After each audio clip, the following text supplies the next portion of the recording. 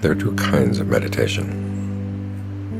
The kind where you stop and think, and the kind where you stop and don't think. The Buddha calls these directed and undirected meditations. Undirected is when nothing much is weighing down the mind. You simply let go of your concerns and find yourself with the breath.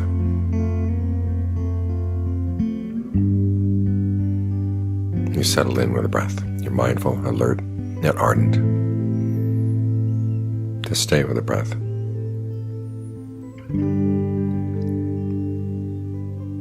And whatever thinking you do has to do only with the breath itself, and the mind's relationship to the breath, the directed thought and evaluation that will eventually get you into right concentration. That's undirected. Directed, the type of meditation where you have to stop and think, is for times when the mind is entangled with concerns, worries, responsibilities, and it can't let them go easily. That's when you have to think your way out of them, so you can settle down with the breath.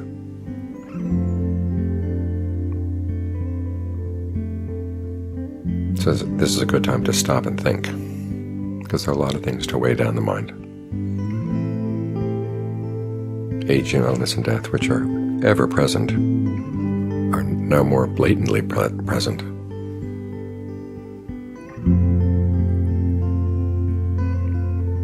The sense that they're moving in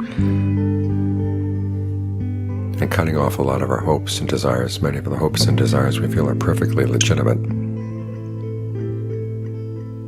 Gives a sense of frustration. But you always have to ask yourself when you're frustrated, is it the problem with the goal? Have you chosen the wrong goal, or have you chosen the wrong means? You have to sort through your desires. Figure out what exactly is feeling frustrated. Then if it's a problem with the goal, then you can ask yourself, well, what do you want out of life? What would be a better thing to look for? As the Buddha said, once you have a body, the body is subject to all kinds of attacks. Starting from when you're a child, sticks and stones could come your way because you had a body. If you didn't have a body, these things wouldn't come. Aging, illness, and death come because you were born with a body. So one thing you might want to ask yourself is, wouldn't it be better to look for a happiness that doesn't require a body? Remember that life was not something that was thrust on you. You went for it. As the Buddha said, craving is what makes us go from one body to the next, in hopes that the next body will satisfy our cravings. So you can't blame your predicament on other people. I think I've told you the story of the woman who was a student of Ajahn Fuang's. She was a nurse. She found herself the victim of a lot of gossip at the hospital where she worked. And one day she was feeling really frustrated and overwhelmed. So she went to sit and meditate with Ajahn Fuang, and she happened to get an image in her meditation of a hall of mirrors. She saw herself reflected back in two different directions, forward and past. Made her think about rebirth, and how many times she'd been reborn, and probably how many times she'd been the victim of gossip. So after she left her meditation, she went and mentioned the vision to Ajahn Fuang, thinking that he would sympathize with her. His response, however, was like a splash of water in her face. He said, well, you were the one who wanted to be born. Who are you going to blame this on? It's our desire to find happiness in certain ways that makes us take birth.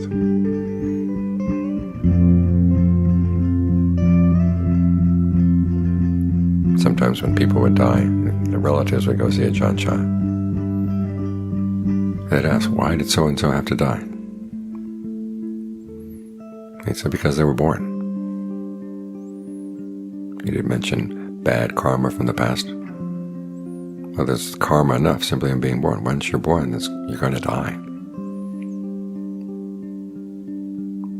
And there's no guarantee how long you're going to have.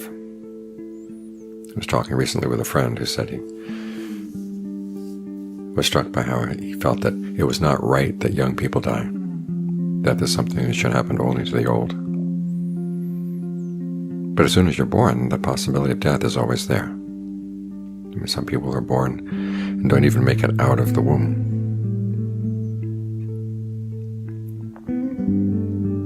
Or they come out and they survive just a few days and then they're gone. We've had the opportunity to be human beings long enough. So we've learned something about language, we've learned about the Dharma. We've had good opportunities so far. How much longer they're going to last, we don't know. But you have to remember, death is not the end. And you can find hope in that. You can also find a sense of threat. If you're not skillful, you come back in the wrong ways. It's going to be hard to find the Dharma again. And you're going to be suffering again and again. So you ask yourself, what kind of happiness would you want that would not involve having to have a body? They're the formless happinesses of the jhanas, the formless jhanas.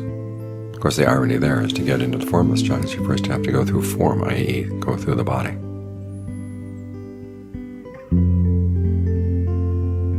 Get the processes of bodily fabrication, i.e., the breath, and your mental fabrication and your verbal fabrication, get these all smoothed out. So you can see the mind clearly. This is where we have to deal with the body first, is the interference of the breath, the interference of the pains in the body, make it hard to see the mind in and of itself.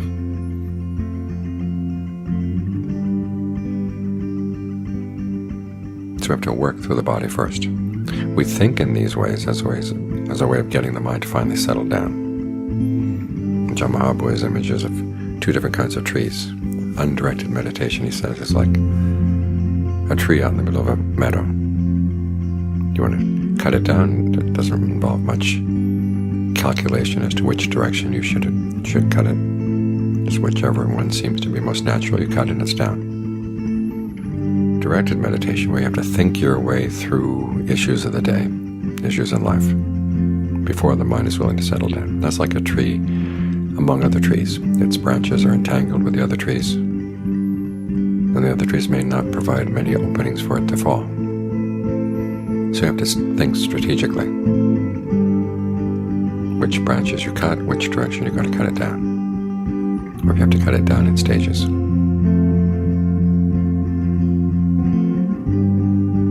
But then when you've thought it through and you follow through, you finally do get the tree down.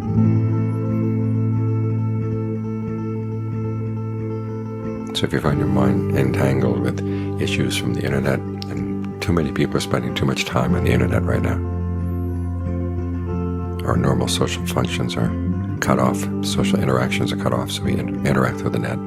That's a dangerous place to be. All sorts of theories, all sorts of ideas are out there. And they're not there to help you get your view straight, get your values straight. You get your values straight by sitting very quietly and thinking through, what do you really want out of life? And what kind of desire is a safe desire? What kind of desire do you want to be latching onto if you find that you can't stay in this body any longer? When you realize you want to go beyond even the formless states, in other words, to total release, then the issues of the world begin to fade. And your task becomes clear. You've got to get the mind to settle down. So you can see its processes clearly, and you see where is the craving coming from, the craving that keeps you going. When you think in these ways, then you've thought well. And you know you've thought well because then you can go to the stopping and not thinking kind of meditation.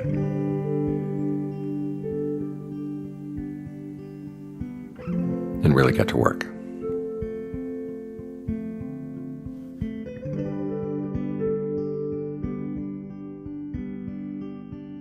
you.